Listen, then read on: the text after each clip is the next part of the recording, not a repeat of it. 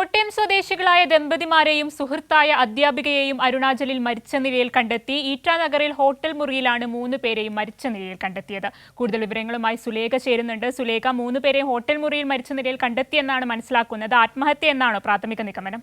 തീർച്ചയായും അനന്യ പറഞ്ഞതുപോലെ ഹോട്ടൽ മുറിയിൽ, ഇറ്റാനഗറിലെ ഹോട്ടൽ മുറിയിലാണ് 3 പേരെയും മരിച്ച നിലയിൽ കണ്ടെത്തുന്നത്. ഈ ദേവിയും നവീനും ദമ്പതികളാണ്. ആര്യ തിരുവനന്തപുരം സ്വദേശിയാണ്. അതിനൊപ്പം തന്നെ ദേവിയും ആര്യയും തിരുവനന്തപുരം ശ്രീകാര്യത്തെ സ്വകാര്യ സ്കൂളിൽ അധ്യാപകമാരായിരുന്നു. ഈ ഒരു സാഹചര്യത്തിൽ ആര്യയുടെ മിസ്സിംഗ് കേസിനെ തുടർന്നാണ് പോലീസ് ഈ ഒരു സംഭവത്തിൽ കേസ് അന്വേഷണം ആരംഭിക്കുന്നത്. കഴിഞ്ഞ മാസം 27-ാം തീയതിയാണ് ഇത്തരത്തിൽ ആര്യയെ കാണാനില്ലെന്ന് പറഞ്ഞ് ആര്യയുടെ പിതാവ് പോലീസിൽ പരാതി നൽകുന്നത്. അതേ തുടർന്നാണ് ഈ ഒരു കേസിൽ അന്വേഷണം ആരംഭിക്കുന്നു എന്നുള്ളത് തന്നെയാണ്. ഈ ദമ്പതികളായ 2 പേരും കൊൽക്കത്തയിലേക്ക് പോകുന്നു എന്ന് പറഞ്ഞാണ് ബന്ധുക്കളോടും സുഹൃത്തുക്കളോടും കൊൽക്കത്തയിലേക്ക് വിനോദയാത്ര പോകുന്നു എന്ന് പറഞ്ഞാണ് വീട്ടിൽ നിന്നും ഇറങ്ങിയത്. പക്ഷേ ഈ കൊൽക്കത്തയിലെത്തിയ ശേഷം ഈ 2 പേരും, ദമ്പതികളായ 2 പേരും ആരെയും തുടർന്ന് ഇറ്റാനഗറിലേക്ക്, അരുണാചൽ പ്രദേശിലേക്ക് ഒരുമിച്ചാണ് യാത്ര പോകുന്നത്. അതിനുശേഷമാണ് ഈ ഒരു സംഭവം ഇന്ന് പുറത്തു വരുന്നത്. ഇതിൽ പറയേണ്ടുന്നൊരു കാര്യം എന്ന് പറയുന്നത്, ഈ 3 പേരും ഈ സുഹൃത്തുക്കളായിരുന്നു. ഈ സുഹൃത്തുക്കൾക്കിടയിൽ ഉണ്ടായ ഒരു പ്രശ്നം അത് പറയുന്നുണ്ട്. ആ ഒരു പ്രശ്നത്തെ തുടർന്നാണ് ഇന്ന് ഈ മരണ വാർത്ത വരുന്നത്. ഇതിൽ ആത്മഹത്യയാണോ അല്ല മറ്റ് ദുരൂഹമരണമാണോ എന്നുള്ളതിൽ നമുക്ക് സ്ഥിരീകരിക്കാൻ കഴിയുന്നില്ല എന്നുള്ളത് തന്നെയാണ്. ഇതിൽ കൂടുതൽ വ്യക്തത വരാൻ കൂടുതൽ അന്വേഷണം നടത്തേണ്ടതുണ്ട്, കൂടുതൽ കാര്യങ്ങൾ പുറത്തു വരേണ്ടതുണ്ട്. നിലവിൽ ഈ 3 പേരെയും ഇറ്റാനഗറിലെ ആശുപത്രിയിൽ മരിച്ച നിലയിൽ കണ്ടെത്തുകയായിരുന്നു. അനന്യ.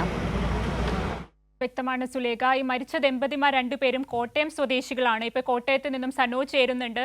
സനോജ്, ഇപ്പോൾ ഇവരെ അരുണാചലിലാണ് മരിച്ച നിലയിൽ കണ്ടെത്തിയിരിക്കുന്നത്. എന്തൊക്കെയാണ് മറ്റു വിവരങ്ങൾ?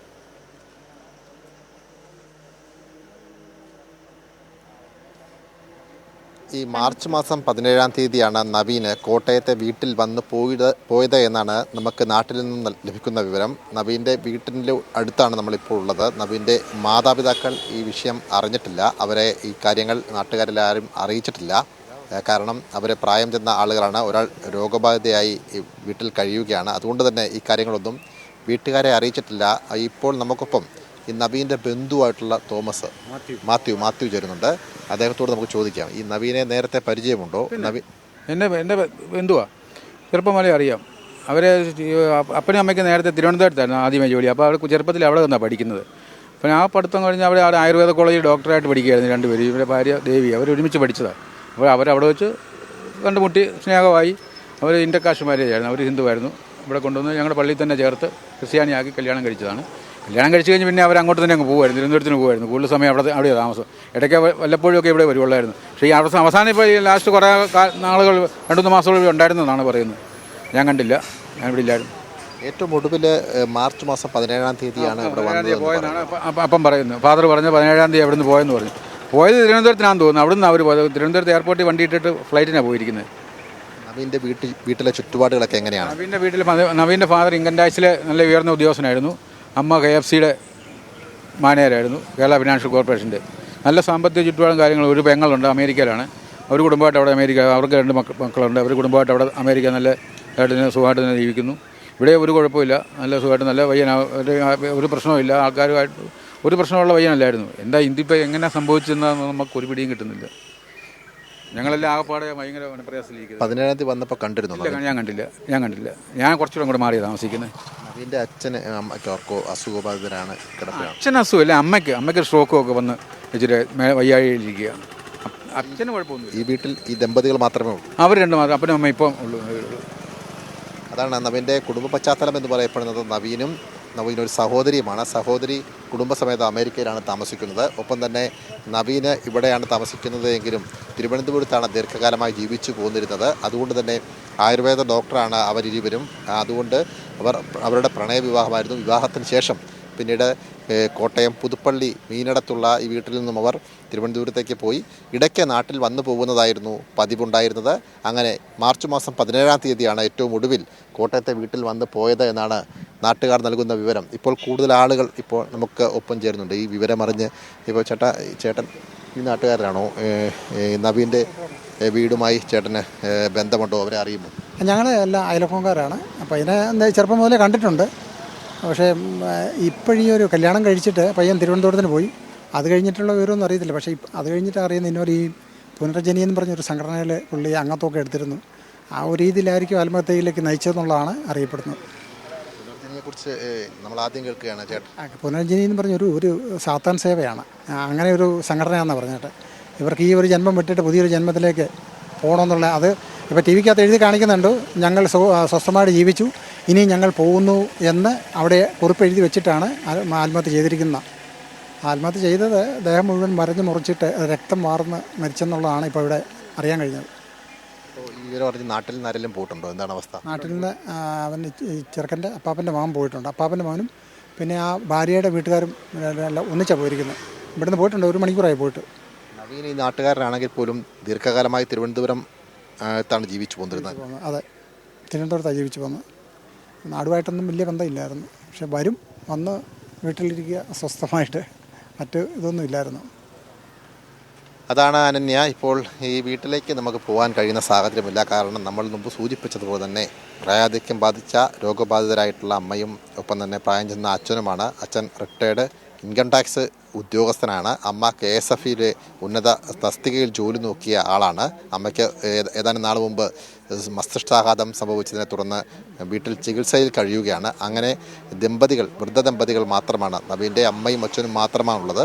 നവീൻ്റെ സഹോദരി നീതു അമേരിക്കയിലാണ് ജോലി നോക്കുന്നത്. നവീനും ഒപ്പം തന്നെ ഭാര്യ ദേവിയും തമ്മിൽ ഒരുമിച്ച് പഠിച്ചവരാണ്. ആയുർവേദ കോളേജിൽ ഒരുമിച്ച് പഠിക്കുകയും പിന്നീട് പ്രണയിച്ച് വിവാഹം കഴിക്കുകയുമായിരുന്നു. അതിനുശേഷം തിരുവനന്തപുരത്ത് വട്ടിയൂർക്കാവിലുള്ള വീട്ടിലാണ് നവീനും ഒപ്പം തന്നെ ദേവിയും താമസിച്ചു പോന്നിരുന്നത് എന്നാണ് നാട്ടുകാർ നൽകുന്ന വിവരം. ഇവിടെ വല്ലപ്പോഴും വന്നു പോവുക മാത്രമായിരുന്നു ഉണ്ടായിരുന്നത്. ഏറ്റവും ഒടുവിൽ മാർച്ച് മാസം 17-ാം തീയതിയാണ് ഈ കോട്ടയത്തെ ഈ മീനടത്തുള്ള ഈ വീട്ടിൽ എത്തിയിട്ട് പോയത് എന്നാണ് നാട്ടുകാർ നൽകുന്ന. ഇപ്പോൾ തന്നെ ഇവർ പറയുന്ന ഊഹാപോഹങ്ങളായിരിക്കാം, പക്ഷേ അല്ലെങ്കിൽ ബന്ധുമിത്രാദികൾ ആരെങ്കിലും നൽകിയിട്ടുള്ള വിവരത്തിൻ്റെ അടിസ്ഥാനത്തിലായിരിക്കാം. പുനർജനി എന്ന് പറയുന്ന സംഘടനയിൽ പ്രവർത്തിച്ചിരുന്നു. അങ്ങനെ ഒരു പുനർജന്മം ഉണ്ടാകും, ഈ ജന്മത്തിന് നിന്നും വ്യത്യസ്തമായി മറ്റൊരു പുനർജന്മം ഉണ്ടാകുമെന്നുള്ളത് കൊണ്ട് തന്നെ അത്തരമൊരു വിശ്വാസത്തിൽ പെട്ടാണ് ഇവർ ജീവിതം അവസാനിപ്പിച്ചത് എന്ന തരത്തിലുള്ള വാർത്തകൾ കൂടി പുറത്തു വരുന്നുണ്ട്. അതിനെ സംബന്ധിച്ചുള്ള ആധികാരികമായിട്ടുള്ള വിവരങ്ങൾ നമുക്ക് ലഭ്യമല്ല. അതുമായി ബന്ധപ്പെട്ടുകൊണ്ട് അന്വേഷണത്തിലൂടെ മാത്രം പുറത്തു വരേണ്ട സാഹചര്യമാണ്. എന്തായാലും നാട്ടിൽ നിന്ന് നമുക്ക് നൽകാൻ കഴിയുന്ന വിവരങ്ങൾ ഇത്രത്തോളമാണ്. അനന്യ. സനോജ്, അതുപോലെ തന്നെ ഇപ്പോൾ നവീൻ്റെ ബന്ധു സനോജിനോട് സൂചിപ്പിച്ചതുപോലെ തന്നെ അവരുടെ ആത്മഹത്യാ കുറിപ്പ് ലഭിച്ചിട്ടുണ്ട് എന്ന് വേണം മനസ്സിലാക്കാൻ. ഈ ആത്മഹത്യാ കുറിപ്പിൽ നിന്ന് മറ്റെന്തെങ്കിലും തരത്തിലുള്ള വിവരങ്ങൾ ലഭ്യമായിട്ടുള്ള വിവരങ്ങളുണ്ടോ?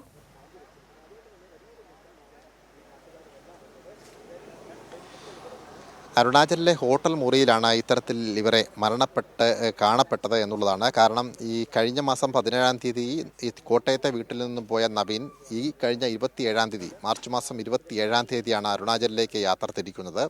അങ്ങനെയാണ് നവീനും ഒപ്പം തന്നെ ഭാര്യ ദേവിയും അവരുടെ സുഹൃത്തായിട്ടുള്ള ആര്യയെ കാണാനില്ല എന്ന പരാതി ഉണ്ടാകുന്നു. ആ പരാതിയുടെ അടിസ്ഥാനത്തിലുള്ള അന്വേഷണമാണ് ഇവരുടെ ആത്മഹത്യ ചെയ്തു എന്ന വിവരത്തിലേക്ക് എത്തിപ്പെടുന്ന ഒരു സാഹചര്യമുണ്ടായത്. ഇപ്പോൾ ബന്ധുമിത്രാദികൾ നൽകുന്ന സൂചന പ്രകാരം പുനർജനി എന്ന് പറയപ്പെടുന്ന ഒരു സംഘടനയിൽ പ്രവർത്തിച്ചിരുന്നുവെന്നും അങ്ങനെ ആ പുനർജനിയിൽ പ്രവർത്തിക്കുമ്പോൾ തങ്ങൾക്ക് അടുത്തൊരു ജന്മം ലഭിക്കുമെന്നുള്ള ഒരു തെറ്റായ സന്ദേശം അല്ലെങ്കിൽ തെറ്റായ വിശ്വാസത്തിൻ്റെ അടിസ്ഥാനത്തിൽ അവർ ആ ജീവിത രീതി പിന്തുടരുകയായിരുന്നുവെന്നും അങ്ങനെയാണ് അവർ ആത്മഹത്യയിലേക്ക് ചെന്നെത്തിയത് എന്നുമാണ് ബന്ധുമിത്രാദികളും നാട്ടുകാരുമായിട്ടുള്ള ആളുകൾ അവർക്ക് ലഭിച്ച വിവരത്തിൻ്റെ അടിസ്ഥാനത്തിൽ നമ്മളുമായി അവർ പങ്കുവെക്കുന്നത്.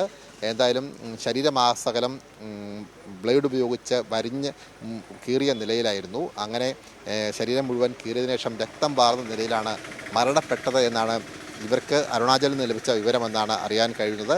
അതിൻ്റെ അടിസ്ഥാനത്തിൽ ഈ നവീൻ്റെ ബന്ധുമിത്രാദികളായിട്ടുള്ള 2 പേർ ഈ വിവരം അറിഞ്ഞ് അരുണാചലിലേക്ക് യാത്ര തിരിച്ചിട്ടുണ്ട്.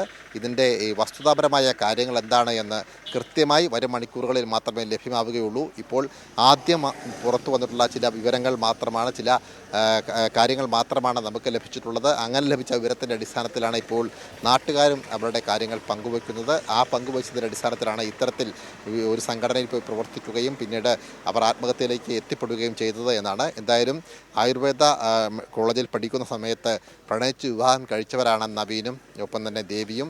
അവർ ദീർഘകാലമായി തിരുവനന്തപുരത്തായിരുന്നു താമസിച്ചു പോന്നിരുന്നത്. ഇരുവരുടെയും സുഹൃത്തുക്കളാണ് ഇവർക്കൊപ്പം ആത്മഹത്യ ചെയ്ത ആര്യ എന്നാണ് മനസ്സിലാക്കാൻ കഴിയുന്നത്. അങ്ങനെയുള്ള വിവരങ്ങൾ മാത്രമാണ് ഇപ്പോൾ നമുക്ക് ഇവിടെ നിന്നും ലഭ്യമായിട്ടുള്ളത്. അനന്യ.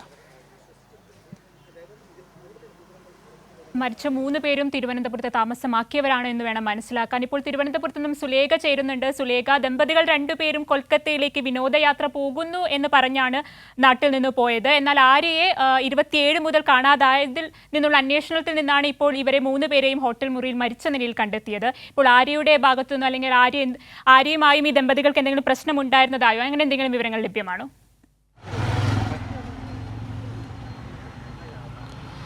അനന്യ സൂചിപ്പിച്ചതുപോലെ തന്നെ ഈ ദേവിയും നവീനും ദമ്പതികളാണ്. ഇവർ ഈ കൊൽക്കത്തയിലേക്ക് വിനോദയാത്ര പോകുന്നു എന്ന് പറഞ്ഞാണ് വീട്ടിൽ നിന്ന് ഇറങ്ങിയത്. പക്ഷേ ആര്യയുടെ കാര്യത്തിൽ ഈ ആര്യയുടെ മിസ്സിംഗ് കേസ് വന്ന സമയത്താണ് ഈ ഒരു കാര്യം പുറത്തു വരുന്നത് തന്നെ. ഈ ആര്യയുടെ മിസ്സിംഗ് കേസുമായി ബന്ധപ്പെട്ട അന്വേഷണം നടത്തുന്ന സമയത്താണ് ആര്യ പഠിപ്പിച്ചിരുന്ന സ്കൂളിൽ നിന്ന് വിദ്യാലയത്തിൽ നിന്ന് ഇത്തരത്തിൽ ഈ ദേവിയെയും കാണാതായി എന്നുള്ള വിവരം പോലീസിന് ലഭിക്കുന്നത്. ഇത് കേന്ദ്രീകരിച്ച് അന്വേഷണം നടത്തുന്ന ഒരു സമയത്താണ് ഇത്തരത്തിലുള്ള ഒരു മരണ വാർത്ത പുറത്തു വരുന്നത്. നമുക്ക് ലഭിച്ച വിവരം പ്രകാരം ഈ മൃതദേഹങ്ങൾക്ക് 3 ദിവസത്തിനോളം പഴക്കമുണ്ട് എന്നതാണ് നമുക്ക് ലഭിക്കുന്ന വിവരം. ഇത്തരത്തിൽ നിലവിൽ ആര്യയുടെ വീട്, ഈ കാണുന്ന ദൃശ്യങ്ങൾ എന്ന് പറയുന്നത് ആര്യയുടെ തിരുവനന്തപുരത്തെ വീടാണ്. പക്ഷേ ഈ വീട്ടിലുള്ളവർ ഈ ആര്യയുടെ മരണം അറിഞ്ഞിട്ടില്ല എന്നാണ് നമുക്ക് മനസ്സിലാക്കാൻ കഴിയുന്നത്. ഈ ബന്ധുക്കൾ ആരും നമ്മളോട് പ്രതികരിക്കാനും തയ്യാറാകുന്നില്ല.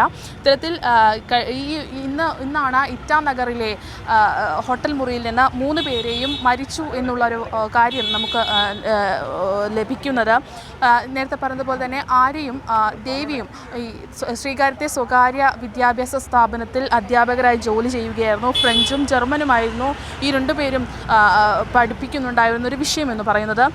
ഈ ആര്യയുടെ ഒരു മിസ്സിംഗ് കേസ് അതാണ് ഈ ഇത്തരത്തിലുള്ളൊരു കാര്യത്തിലേക്ക് എത്തിച്ചത്. ആര്യയുടെ പിതാവാണ് ഇത്തരത്തിൽ ഈ മിസ്സിംഗ് കേസ് കൊടുത്തിട്ടുണ്ടായിരുന്നത് പോലീസ് സ്റ്റേഷനിൽ.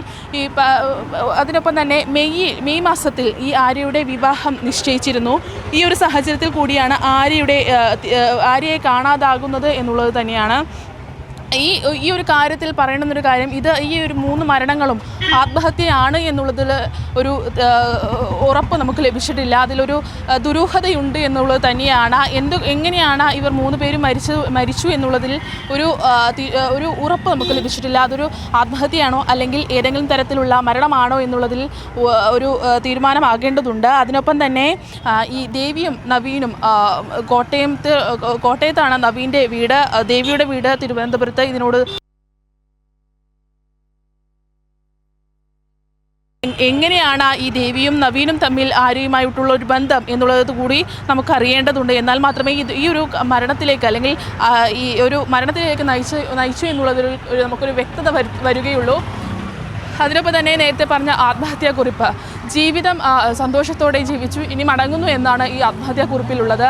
അതുകൊണ്ട് തന്നെ ഈ ഒരു ആത്മഹത്യാക്കുറിപ്പ് അത് ആത്മഹത്യാക്കുറിപ്പാണോ അല്ലെങ്കിൽ മറ്റേതെങ്കിലും തരത്തിലുള്ള ആരെങ്കിലും എഴുതി വെച്ചതാണോ എന്നുള്ളൊരു കാര്യത്തിലടക്കം സുലേഖ വ്യക്തമാണ്. കോട്ടയം സ്വദേശികളായ ദമ്പതിമാരെയും സുഹൃത്തായ അധ്യാപികയെയും അരുണാചലിൽ മരിച്ച നിലയിൽ കണ്ടെത്തി. ഇറ്റാനഗറിലെ ഹോട്ടൽ മുറിയിലാണ് 3 പേരെയും മരിച്ച നിലയിൽ കണ്ടെത്തിയത്. വിവരങ്ങൾ നൽകുകയായിരുന്നു കോട്ടയത്ത് നിന്ന് സനോജും തിരുവനന്തപുരത്ത് നിന്ന് സുലേഖയും.